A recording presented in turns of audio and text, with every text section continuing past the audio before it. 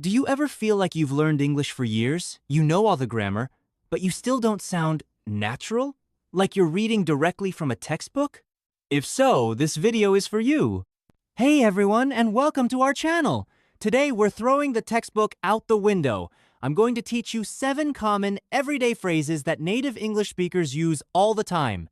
Learning these will instantly make your English sound more authentic, relaxed, and fluent. Let's get started. Okay.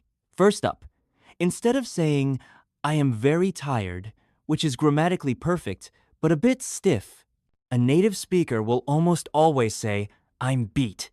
B-E-A-T. I'm beat. It means you're completely exhausted. For example, wow, it's been a long day at work. I'm beat. Or, I'm not going out tonight. I'm beat. Try it. It sounds much more natural, right? Next, when you want to say, I understand, you can, of course, say, I understand. But in casual conversation, you'll hear native speakers say, I get it, or even just, got it. It's short, simple, and very common. For example, if someone is explaining something to you, you can just nod and say, okay, I get it now.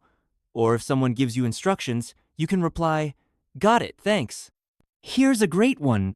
Instead of always saying, you're welcome after someone thanks you, try this friendly alternative. No worries. No worries. It has a very laid-back and friendly feel. It implies that what you did was no trouble at all. Someone says, thanks for the help. You can smile and say, no worries. What if you make a small mistake?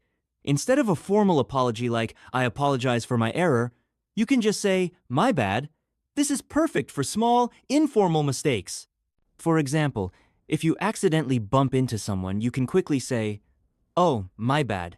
It's a fast way to take responsibility for something minor. To ask, are you serious? Or, is that true? A much more common and informal phrase is, for real? You say this when you're surprised or skeptical about something. For example, if your friend says, I just won tickets to the concert, you might respond, for real? That's amazing. When you want to ask someone to wait for a short moment, instead of saying, please wait, you can say, hang on, or hold on. Both are extremely common. You could be on the phone and say, hang on, let me check that for you. It's much more conversational than, please wait. And finally, instead of asking, how are you, which can sometimes feel a bit formal, you can ask, what's up? Or, how's it going? What's up? Is a very common, informal greeting. A typical response isn't to list your problems, but just to say, not much, what's up with you? Or, hey, how's it going? So there you have it. 7 real, natural phrases you can start using today to stop sounding like a textbook. Remember, I'm beat, I get it. No worries, my bad, for real? Hang on, and what's up?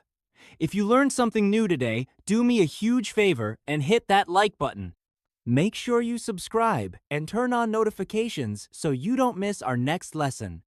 And for a little practice, leave a comment below and tell me which of these phrases was new to you. Thanks for watching, and see you in the next video.